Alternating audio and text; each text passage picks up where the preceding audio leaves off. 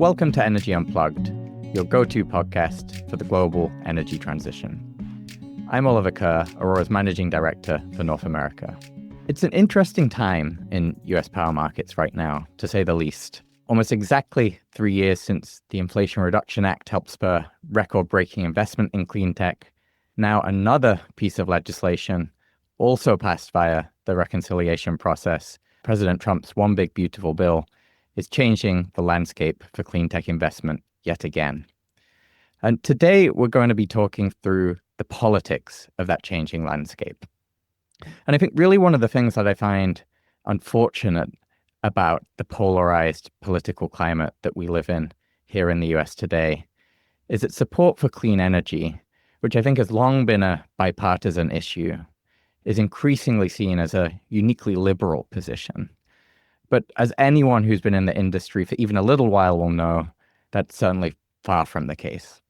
There's always been conservative support for clean, cheap, reliable energy, both at the grassroots level and in DC. So, can the energy transition survive becoming just another culture war issue? That's just one of the topics I'll be discussing with my guest today. I'm delighted to be joined by one of the leading voices making the conservative case for clean energy, Heather Reams. Heather is president and CEO of Citizens for Responsible Energy Solutions, or CRES, a nonprofit that advocates for responsible, market-based solutions to our energy and environmental challenges, particularly among Republican lawmakers in DC. So Heather spent years bringing folks together, building bridges across the political divide to advance pragmatic energy and climate solutions. Heather, I've been looking forward to this conversation for a while. A very warm welcome to the podcast. Oh, well, thank you so much. It's great to be with you. For listeners less familiar with CRES, I suppose for our global audience less familiar with DC politics more generally, what's your elevator pitch? What makes CRES different from some of the other policy and advocacy groups in DC? Well, I think first of all, our geography, we're based in Washington, D.C., but I'm located, kind of equidistance between the Capitol and the White House. And that's just because that's kind of how we feel in our day-to-day work, is working between the White House and Congress. And then, of course, all the departments that are there. We're pretty pragmatic in terms of an all of the above approach. So we meet members, particularly Republicans, where they are. As you know, there's a lot of advocacy and educational organizations that are more left of center to center, but there's very few on the right or right of center. And we've been around we're going on 15 years. I've been running the organization. I'm in my 10th year. And what we're trying to do is maintain a bipartisan support for clean, reliable, affordable energy, which we believe is, a very good thing for America. So that is overall what we do. But as you mentioned, the politics gets tricky. And I think we're in one of those positions right now. So we're navigating that. And of course, I'm happy to talk to you about that. Well, yeah, let's dive into the politics. So you've been making the case for a long time now that energy should be a nonpartisan issue. And to some extent, that consensus is held pretty well, I think, until recently, at least. So, at the end of the day, everybody wants the lights to turn on when they would like them to.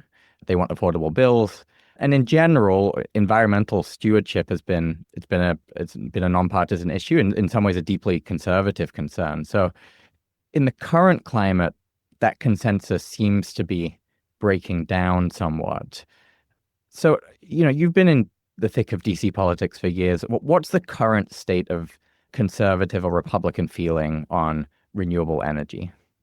Republicans move towards a more call all the above energy, meaning supporting fossil fuels to renewables to anything in between, and also being fairly supportive of innovative technologies. Now, the role of government in that has always been, depending on the member, there's no role for government to play versus there's an appropriate role that maybe is, somewhat hands off, but still like providing loan programs or maybe a tax incentive. So you see kind of a gamut with Republicans and where they are, which I talked about meeting them where they are. You really do have to meet them where they are. They are representing very specific districts, particularly the House members, where they have a smaller constituency than they do in the Senate. So That's where it's been. But interestingly, with the new administration, Trump, the second Trump administration, which is very different from the first Trump administration, I'll say that from the get-go, is that we've got the Trump administration really being favoring certain kinds of fuels and being quite vocal about it. And also saying what fuels they don't like or what energy they don't like. Wind and offshore wind in particular has taken a massive hit from the administration. So it's leaving Republicans on the Hill with this kind of like, what just happened? I thought we were all of the above. That was a safe place. It kind of pacified a large audience. And then the conversation can start. Okay, all the above. Tell me about what you care about most. And then you went to there. Now the question is, are you aligned with the president or are you all the above? And that's just really starting these conversations in Washington. We've, as you know, just passed the One Big Beautiful Bill Act. We're calling it OB3. And that passed in July. A little bit of time we had during Congress, and then they recessed for the all-important August break. They come back the first week of September, and we're going to see this more come into play of really how Republicans, how do they fare when they went home and to their districts and their states, and how are they coming back and messaging all the above or some of the above or best of the above. I think there is some shifts going on, and as advocates and those who educate members of Congress, particularly Republicans, we, of course, will have our work cut out for us. I find it interesting that you draw a distinction there between what you might call, congressional Republicans who have traditionally been very pro and all of the above strategy. They might disagree to some degree on to what degree you rely on market mechanisms versus, to what degree you allow some degree of government intervention, versus, the administration, which is now taking an approach which is, very much not that. It is picking specific technologies in many ways anti-market. Would you say, I'm curious about the congressional Republicans, first of all. Has there been a shift over recent years about how conservative lawmakers perceive clean energy? Are they getting dragged into this broader polarization, or do they broadly hold the same views that they did when they were, for instance, extending tax credits for wind, for the last decade or two? It's a great question, and it's a great observation, because there are many Republicans who are all the above, but they really don't like market incentives like tax credits. They never have been supportive. And we've heard that from very pragmatic members like Senator Kevin Cramer from North Dakota, who's been unapologetically all the above. But he also is no fan of tax credits, or he's softer on some nascent technologies, but anything that's it's getting close to maturity, he's like, we need to cut. That's not the role of government. So I think with the discussion of the IRA and the OB3, is so much around tax credits. A lot of members have conflated support for energy as you must support the tax credits. And that is kind of job one for us right now, is to explain the difference of tax credits and what they are. And you don't have to support those tax credits, but you can be supportive of the technologies. This is particularly important as we move in the fall and start addressing permitting reform that both House and Senate leadership have indicated they intend to tackle. And we know how important that reform is to deploying more energy, particularly clean energy. So getting clean energy to get a fair take and a fair shake in this is really important to discern. You can be all the above, but you can also have concerns about the longevity of certain tax credits and the role the government plays. So I think it's a very important distinction in Congress. Well, then you shift over to the White House, and they're taking, I think, more of a sledgehammer approach to that all the above. I don't know if it's some of the above or just what we like above. It's kind of hard to tell, but and it's a shift in what we saw in the first Trump administration. This is interesting because we had Trump 1 and the Biden administration, and then Trump 2. And Trump 1, it was pretty easy to be all the above. Renewable energy increased, battery storage improved. There's a lot of prizes that were there, and it really wasn't, it was very much a pretty easy all the above, and so there was some expectation that we were going to see something similar coming in to the second administration, and that's not the case. So I think that took many of us, including myself, being surprised. But I think a lot of members of Congress are also surprised because no one member wants to be disagreeing too openly with the White House. I think no one leader no one successfully seems to have disagreed with the White House. And so I think you want to stay out of that that bullseye, but still, be a productive member. So I think a lot of the conversations are happening behind the scenes rather than through social media, press releases, floor speeches, and the like. Yeah, and I think it's such an interesting and important distinction that you make between, the technology and the solutions themselves and the means by which you get them deployed in the market. It does feel in many ways like the industry is coming to terms with the end to tax credits. And it's, if the technologies can stack up in different markets, which they can, let's just make them work. But that becomes a lot harder when then you start to pile on other measures around things like permitting, like you mentioned, around fiat that just make that business case so much more difficult. So I'm in terms of how we got here, I mean, one of the things I'm just personally curious about is how much of the polarization that we see today is a result of, Ezra Klein calls it everything bagel liberalism. So for listeners who haven't heard the term, basically refers to the tendency of at least some progressives to take every policy as an opportunity to tackle a whole range of progressive priorities all at once. So for me, AOC's Green New Deal is a pretty good example of this. It took what could at least had the potential to be a bipartisan issue, the transition to clean, cheap, reliable energy, but packaged it with this whole program of a fairly wide-ranging reform, framed in terms of climate emergency, economic justice, social justice, free healthcare for all, in a way that's bound to alienate conservative voters and lawmakers. So as a result, you get this slightly weird situation where a Republican lawmaker who might be very happy to support clean energy in their state as a way to boost jobs, lower bills, at the national level, a debate gets polarized and they get sucked into this culture war issue. So I don't know. Is that a fair assessment from your perspective? And I suppose the corollary to that is, when you're talking to policymakers on the Hill, what are the arguments for clean energy that you're making that actually do resonate? Yeah, well, I agree with that. I like everything bagels as a person, but this analogy makes me concerned.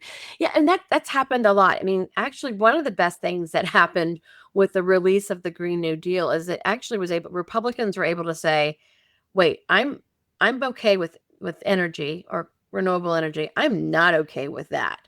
So I think that was a very opportune time, and Republicans did draw a bright line to discern them. We're not in that camp of social justice, or environmental justice, the way that many Democrats were talking about. And if you remember, not only was the Green New Deal kind of introduced, but it was endorsed both in the House and the Senate. Like at the time, Senator Harris, openly endorsed this idea of the Green New Deal in terms of a resolution. So it became a place where Republicans were like, well, we're not for this.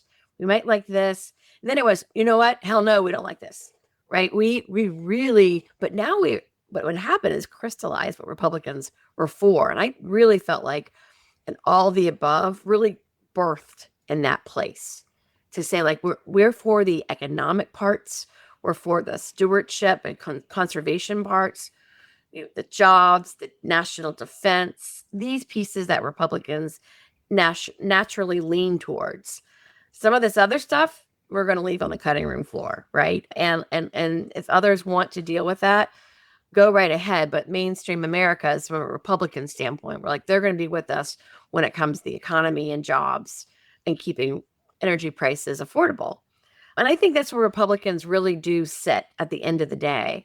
So when they do start seeing a tipping of the scale from the administration, heavier than they've seen before, I think it is giving them pause, because it is having them ask a question of, we haven't been in the business of picking winners and losers, and it kind of feels like the White House is doing some of that.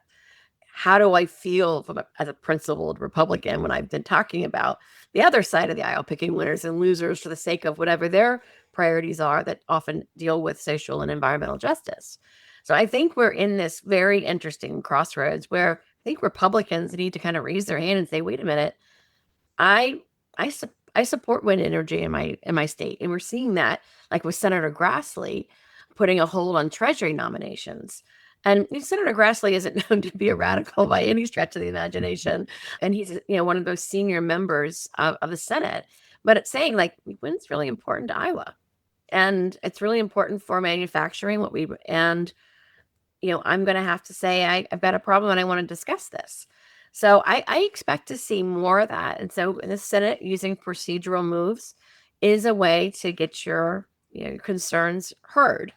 And I think that the White House is engaging and will continue to engage in that way. And I think you're going to see more of that. It may need to come from the Senate before it comes from the House, or it needs to come from oftentimes in the House from leadership. And leadership so far has not shown an interest in disagreeing with the White House. Whereas in the Senate, they've always kind of done their own thing. And they also have terms that are 6 years. So they also have a little bit more flexibility. And so I think you're going to see more of this. I think parity is going to be really important in making the business case. Let's not pick those winners and losers. Let's allow energy to have all of it to have more of a level playing field.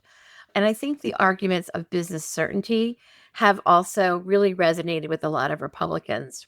When we were lobbying for the Republican Reconciliation Bill, OB3, we heard this a lot from Republicans, the concern of appropriate off-ramps for renewable energy, even though they disagreed with the tax credits. So I think there's an opportunity to play here with Republicans and engage them on that business certainty, the market certainty, and what investors and entrepreneurs need to continue to invest. And that's actually a place that we intend to really highlight moving into the fall and beyond is, how do we create a market for investors who want to come to the U.S. and invest? That means stable policy and stable regulatory regimes. And right now we're not really showing that. So we don't want to turn away those investors and scare them off. So I think we should have a pretty reasonable audience saying, okay, really didn't think about that. That's what we're hoping, at least. Well, let's actually dig into that some more, because I am really interested in the role of markets in the current political climate. So I think CRES, and you've mentioned this a couple of times, focuses on market-based solutions. And it is really interesting. I think this is a broader trend that goes beyond our sector in energy right now. But so in contrast to what you might call, traditional Bush or Romney Republicans, MAGA Republicans seem to have less regard for the, free market liberalism. I'm thinking tariffs. Mm-hmm. U.S. government has just taken a stake in Intel. How do you see that playing out in the energy sector that we're in?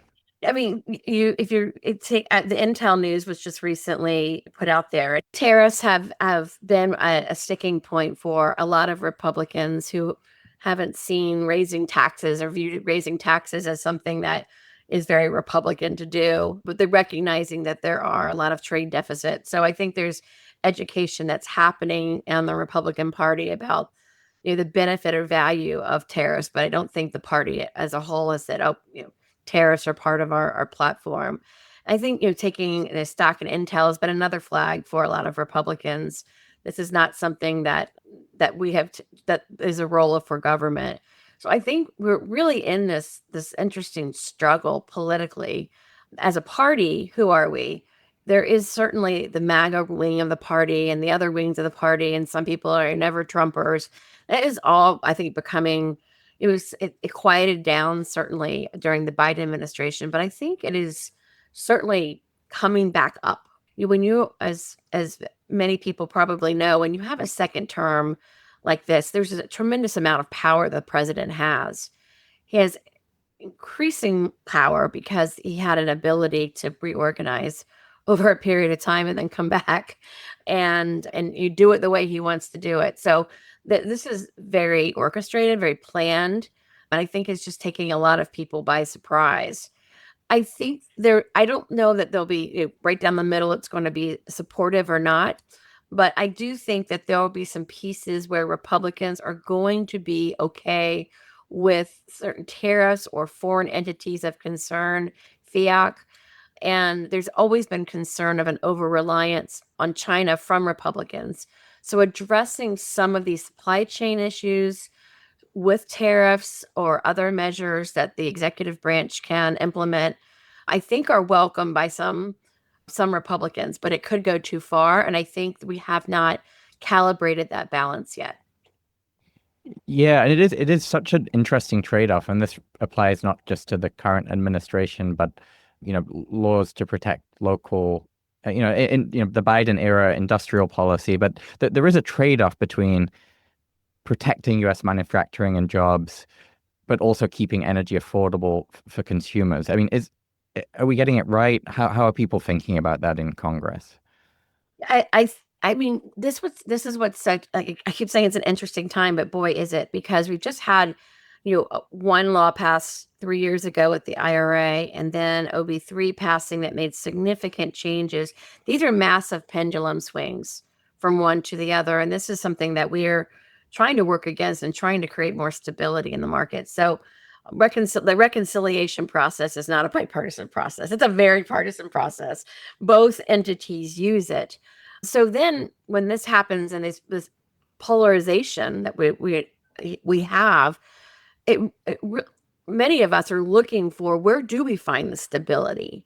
If we're going to have these bills going back and forth over a period of time, can we get more regulatory stability that's going to help prices stay stable or low? And then we also, of course, talk about the demand for more energy through AI and other manufacturing. I mean, there's a lot to unpack for a legislator to think about. How can we stabilize markets and make sure we're not putting increased burden on those that are building, like electricity, the transmission, the generation. And right now it's incredibly unstable. So, right now we're looking towards, I said, the permitting reform to see if there's a place where we can see parity for all energy to lower costs, particularly on, the paperwork, the litigation, judicial review. These are all really important pieces to Republicans to get some kind of deal with Democrats to be able to move on. And I also think there are many Democrats who want to engage on permitting reform, despite the fact that the administration may be negative towards renewable energy, because they want to codify law that may be able to supersede the president's executive orders. So I think there's a lot of different pieces at play here that are motivating different factions politically to engage, but that usually creates some pretty interesting opportunities and good legislation. Could you just say a little bit more about the permitting reform piece? Because I think this perhaps is, like you say, one of the areas for optimism. But for folks who aren't following this quite as closely, what is it trying to address, and why is this an area where you can get some bipartisan support? Well, as many know, the bureaucratic red tape is really significant. It takes a long time to permit and build any kind of major infrastructure in the United States. I say major because sometimes it's not as major, but it still takes a really long time. Mining, the average is, a decade plus to get to, and these are projects that only large corporations can really take on, and all the business uncertainty. There are multiple jurisdictions in the administration and the executive branch that have to be looked at. Endangered Species Act to water issues. It goes on. And there are, of course, our federal, state, and local mandates and regulations as well to navigate.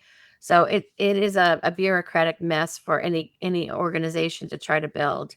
So was to try to one piece in permitting reform is trying to streamline that process, that there is like one master organizer entity that is helping to ensure that the permitting process, one, is organized amongst the governments and the branches. Two, that it's on time, that there's some expectation of not when the next bureaucrat gets to it, but really, we will have a decision for this particular piece in, a matter of a month to 6 months, whatever that is. And then three, that once those decisions are made, it can't be challenged in the court systems, and those who would disagree with something having to do with Endangered Species Act can bring in action almost at any time, whether or not they have standing, and it kind of a just because. And it's a great way to stall projects, and it's an expensive way to stall projects. So permitting reform is looking to balance the paperwork, the oversight, the judicial review, to make sure that constituencies can still have input on the processes that are there, but they have a more streamlined process, so that there are times when outside people can come in and challenge legally, or question whether or not this is being looked at properly, it had the right oversight, and then it moves forward. So instead of having a 10-year process, you might have a 2-year process. And that, by and large, is going to be a lot cheaper to do. So that's kind of permitting reform in a nutshell.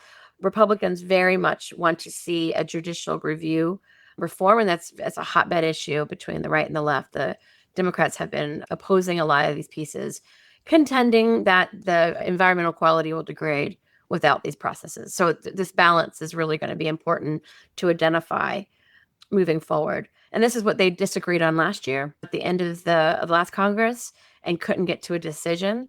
But now we have the Republicans and Democrats both wanting to do permitting reform for some of the same reasons and for some different reasons.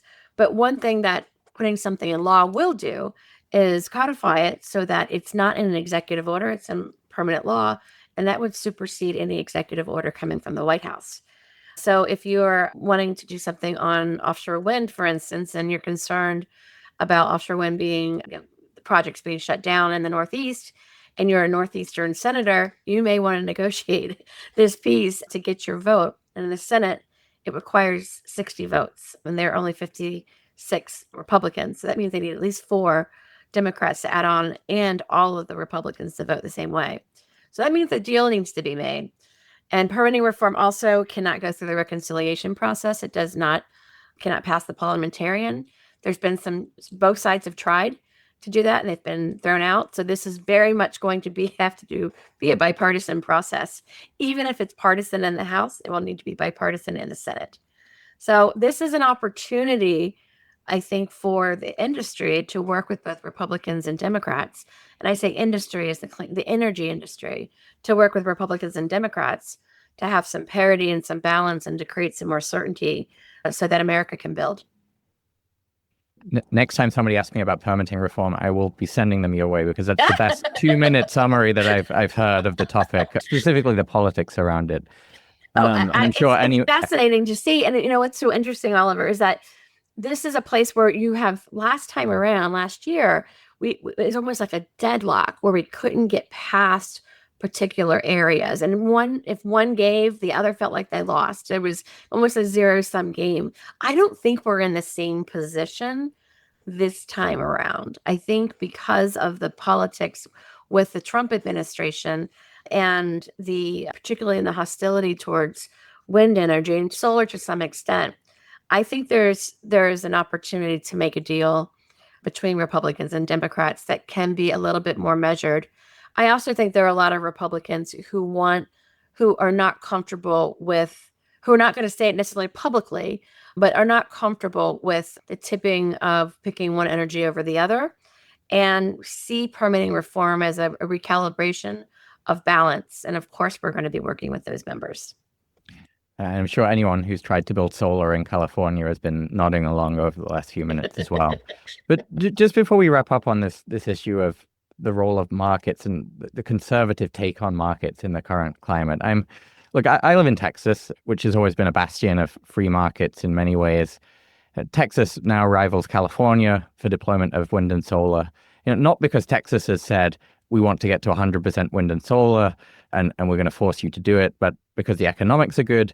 And to your point, Texas makes permitting and interconnection easy relative to many other places around the country. At the federal level, though, whether it's forcing old, unprofitable coal plants to stay online past their planned retirement, it's stepping in to cancel or deny permits for wind projects that are already 80% built, or transmission projects. The federal government, I think now has shown a surprising appetite to override the logic of the market. So I suppose my question is, because this is something I've been thinking a lot about internally. We think a lot about it when we're modeling the future of power markets. So how long can policy intervention like this realistically hold back what I think is essentially good economics at the end of the day? I think what's interesting about the time of technology right now is we have a kind of a disruption of tech of where we've been, and that is the demand for energy. As you well know, the demand for energy has been relatively flat for over a decade.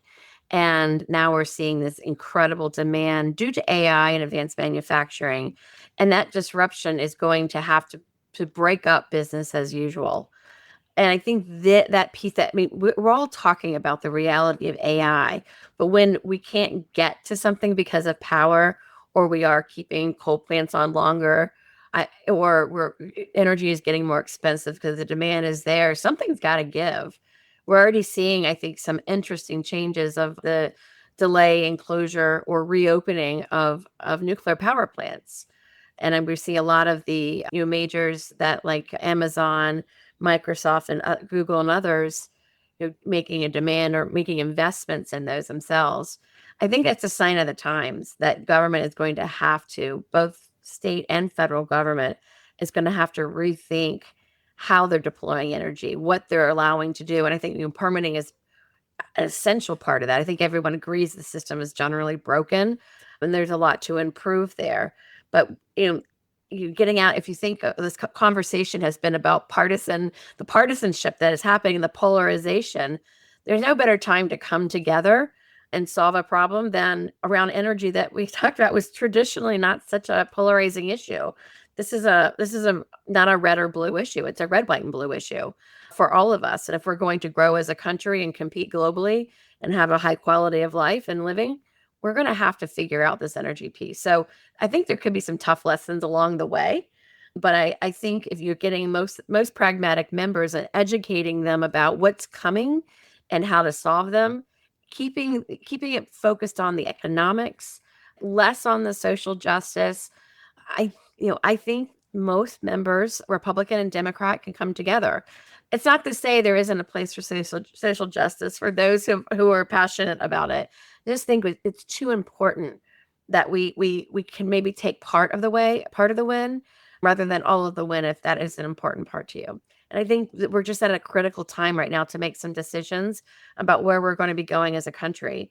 And I think there's an opportunity when you start to see a president act unilaterally versus Congress. A divided house cannot stand. That's what President Lincoln said. And I think that's alive and well. And if we can differ how Republicans engage and show one is very much pro-growth, pro-America, I think they're going to win in the end. Yeah, and I like the way you frame the AI and data center challenge as just an opportunity for bipartisanship. There's nothing like a real challenge, or not quite an emergency, but to focus the mind and bring people together.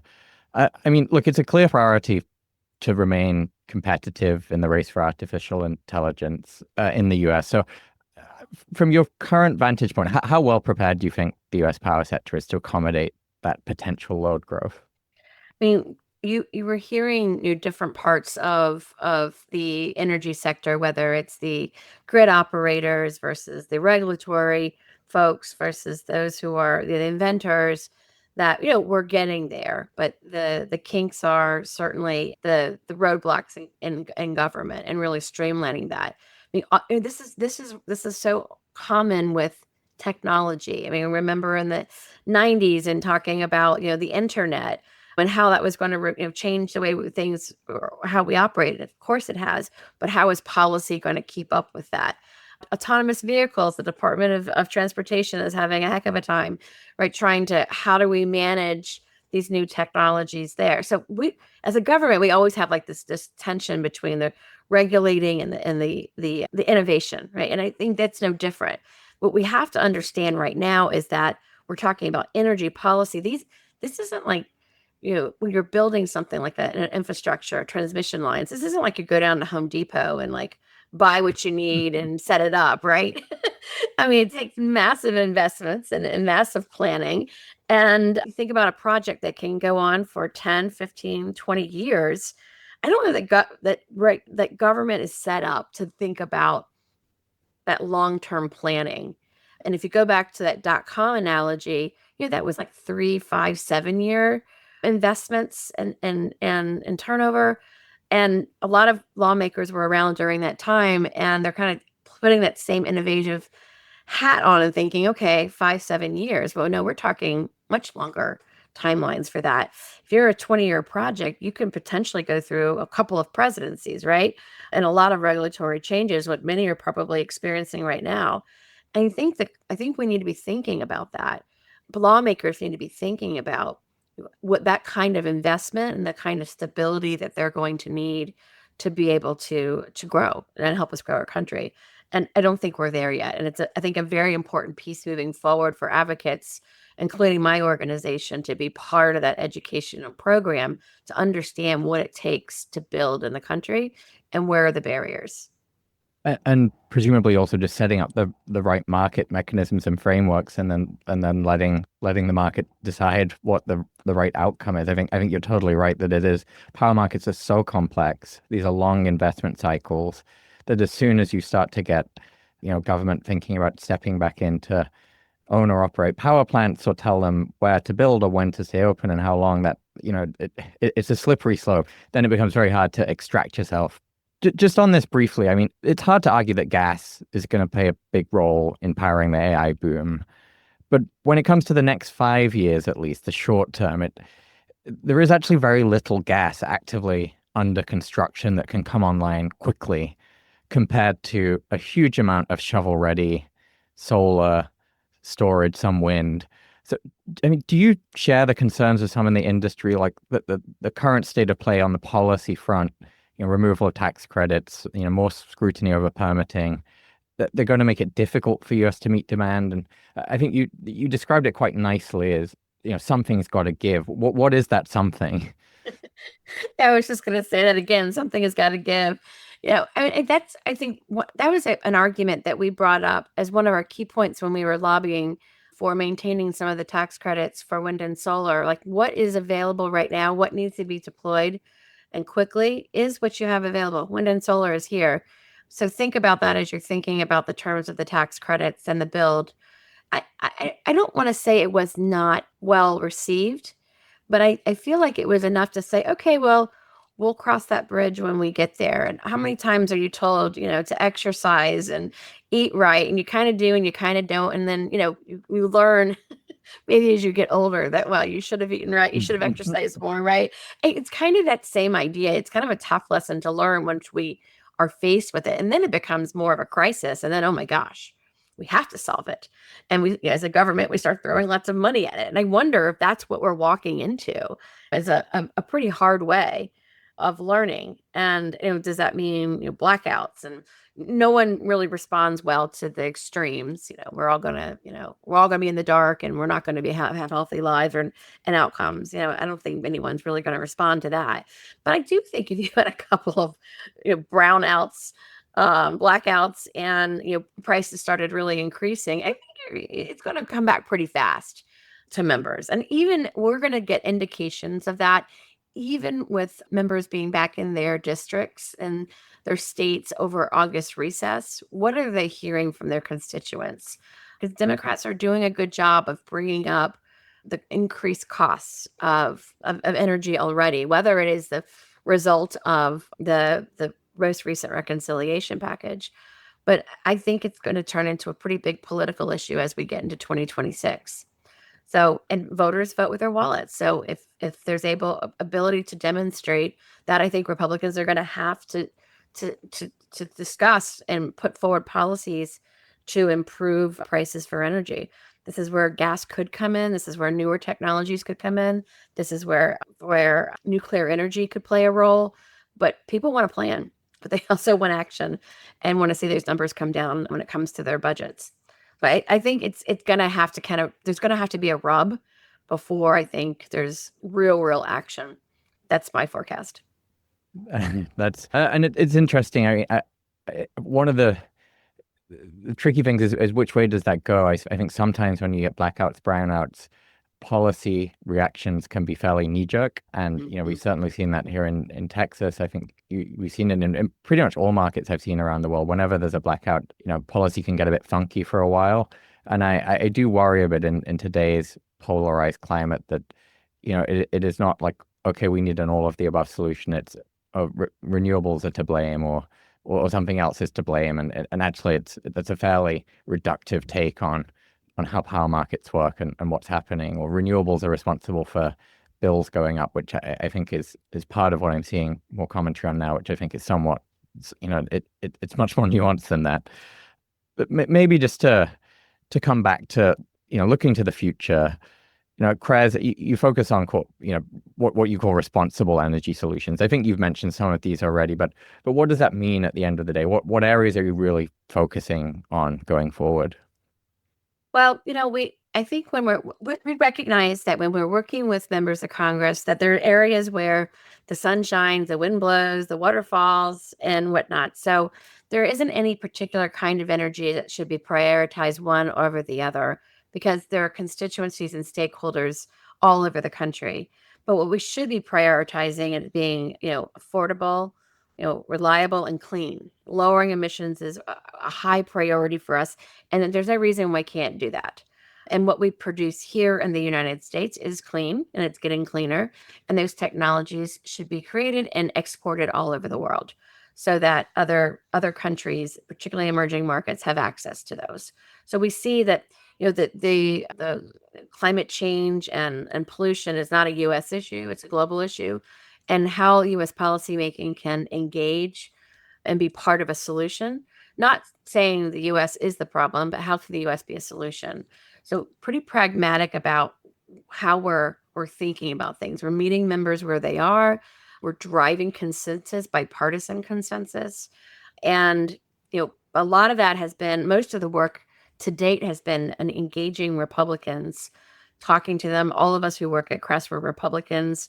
We've come from Republican offices, worked in administrations and other ways, and are bringing our expertise and saying, this is how we forge consensus, and bringing members together and, looking at bills and saying, nice bill, but a Republican won't sign on it to it if it has this kind of mandate in there or whatever that is. And there's very few entities in Washington that have an all the above approach. There are some right of center organizations that focus on certain kinds of technologies or baseload power with an eye also on reducing emissions, but we're the only organization that looks at all energy, and particularly renewable energy, and supports it as part of an all the above portfolio.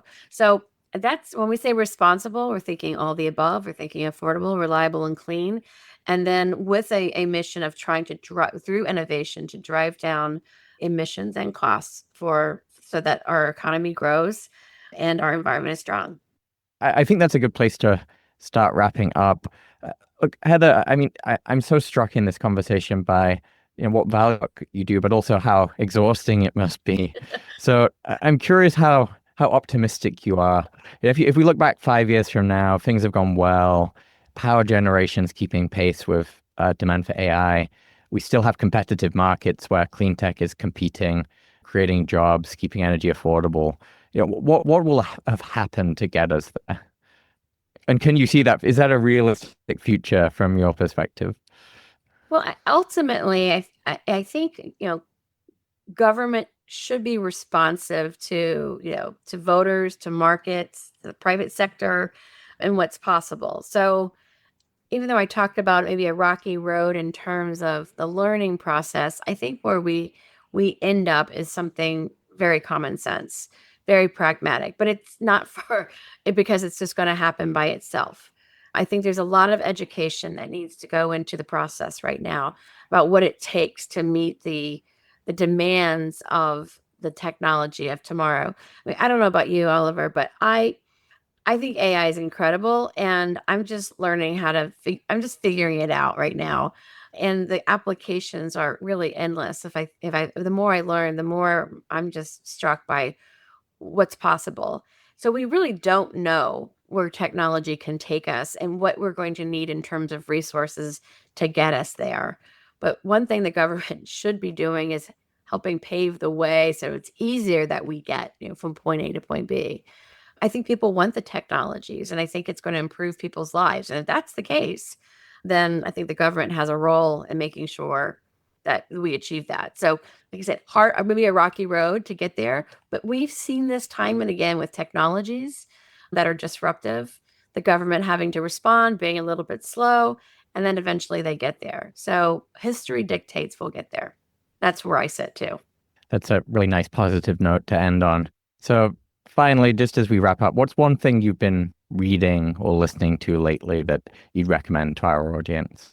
Oh, that's terrific. Well, I've been reading a lot from investors and particularly in the investment community about some of the challenges they're having from the business certainty. You can tell I care a lot about that, but I've been reading a couple of pieces, mostly in Bloomberg, Wall Street Journal, and trying to get a sense for where we can educate Republicans about what it takes to build in our country, what investors need to be able to confidently invest, and where is government falling down right now.